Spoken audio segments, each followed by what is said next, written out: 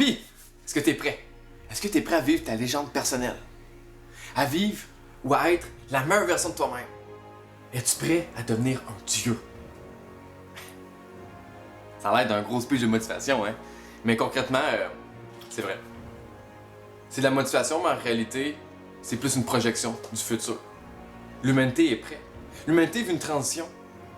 Ça fait longtemps que c'est commencé, mais officiellement, on peut dire que la partie a réellement commencé depuis quelques années.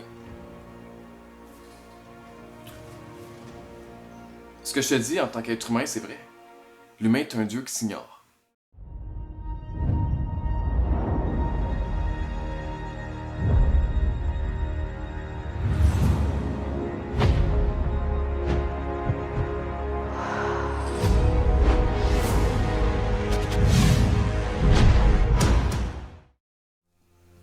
Il y a beaucoup de gens comme moi qui prennent conscience de plus en plus de son réel pouvoir, de ses réelles capacités.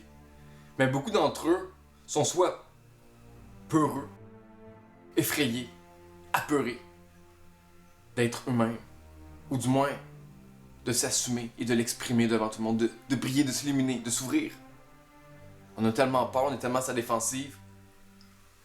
On a peur de se faire pointer du doigt, de se faire juger, de se faire exclure, de se faire persécuter. Surtout depuis 2020, on a vu à quel point qu'on respectait les lanceurs d'alerte, hein?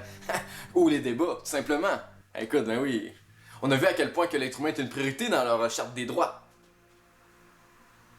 Tu trouves? Tu penses qu'on vit dans un système où l'humanité est la priorité? Ou non, au contraire, t'as déjà conscience de ça?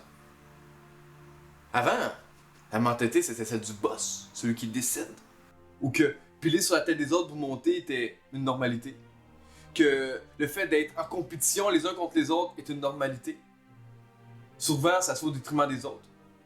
On l'applique sur la même chose sur une forme monétaire. Écoute, on est prêt depuis je sais pas combien d'années des trilliards de dollars. Puis nombre de gens qui sont endettés, qui sont pauvres, qui sont mal nourris, qui sont affamés, vont à l'épicerie. Écoute, je vais plus à l'épicerie la part du temps. Pas dans les classiques. C'est quasiment si c'est pas de l'empoisonnement volontaire. Tu comprends? Comment tu veux que l'être humain se respecte si on se crache tous dessus? On vit dans un système qui n'est pas à l'image de l'humanité. Non, loin de là. L'humain, c'est l'amour, le vivre ensemble, c'est l'entraide, c'est l'harmonie, c'est la paix. C'est pas la guerre, le mensonge, les divisions sociales, la propagande, tu sais, toutes les formes de mentalité qu'on vit, c'est pas ça, c'est pas l'être humain. Par contre, la question que je me pose, c'est si les systèmes sont pas à l'image de l'être humain, c'est à l'image de qui? C'est là qu'on se voit que l'heure est grave. Mais c'est là qu'on se voit en même temps que l'heure est grave simplement parce que l'humain est prêt. Il est prêt à vivre cette transition-là, de passer au boss, au leader. C'est juste que, afin de réussir cette transition-là, il faut passer par, comment dire, par l'enfer. Mais quand je dis l'enfer, c'est selon ta définition. Parce que pour que l'humain puisse grandir, il doit le faire collectivement. Mais pour qu'il puisse le faire collectivement, il doit commencer par lui-même. Individuellement. La grande guerre qu'on est en train de vivre présentement est avant tout spirituelle. C'est là que tu vas trouver qui tu es réellement. C'est là que tu vas prendre conscience que l'être humain est réellement un dieu. Longtemps on s'est oublié et c'était délibéré. On a eu trop comme priorité le matériel, la possession, l'image, la richesse. Mais surtout physique, pas intérieur. C'est là que tu te rends compte que le pouvoir de l'esprit est infiniment plus grand que le pouvoir matériel, que l'argent. L'argent, c'est de l'énergie. L'humain est maître de l'énergie. Il peut même influencer l'atome. Quand un atome se fait observer par l'observateur, il change son comportement. Quand on prend conscience du pouvoir de l'attraction, on dit que l'esprit est ultra puissant. On peut même, par nos paroles, modifier l'eau. On peut emmener de la paix. Plus que tu es négatif, plus que tu vas vibrer sur des champs vibratoires négatifs. Et vice-versa. Et c'est là qu'on comprend mieux l'effet placebo, l'effet nocebo. L'humanité est en train de vivre un mariage extraordinaire entre la mentalité de l'Occident et de l'Orient. On est en train de prouver scientifiquement pour l'an des choses qui se sont dites depuis des milliers d'années. Comme le concept de l'infiniment grand et l'infiniment petit. Restons dans l'instant présent. Parce que le grand voyage que tu es en train d'entamer, se fait à l'intérieur. Et c'est ça qui est à la fois effrayant mais fabuleux. T'apprends à te découvrir, t'apprends à te connaître. Donc si dans ta vie personnelle, ça va mal, t'es en dépression, t'es en burn-out, tu te remets en question, tu te considères triste, malheureux, c'est bon signe. Je suis content. C'est pas que je suis content de ton malheur.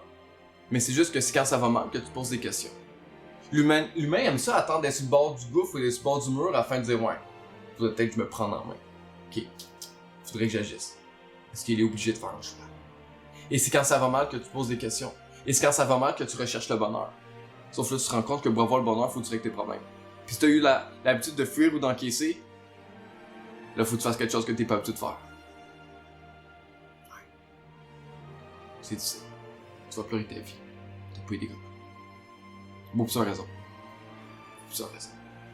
Fait que moi, au travers de ça, je veux t'aider à prendre conscience de qui tu es réellement. C'est quoi nos réelles capacités en tant qu'être humain. Parce que le combat d'un est le combat de tous.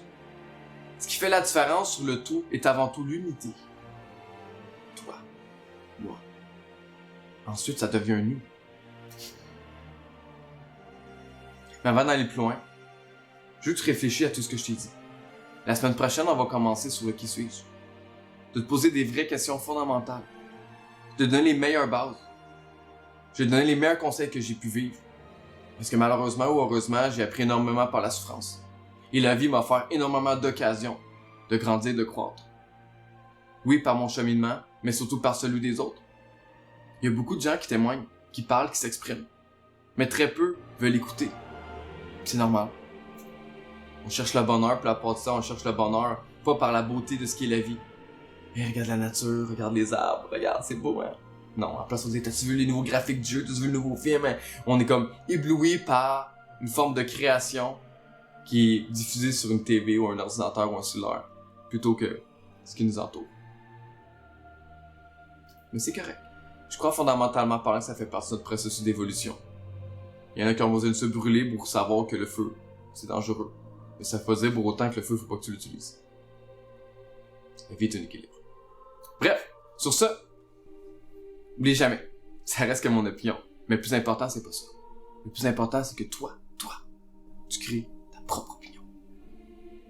C'est ça qui est important.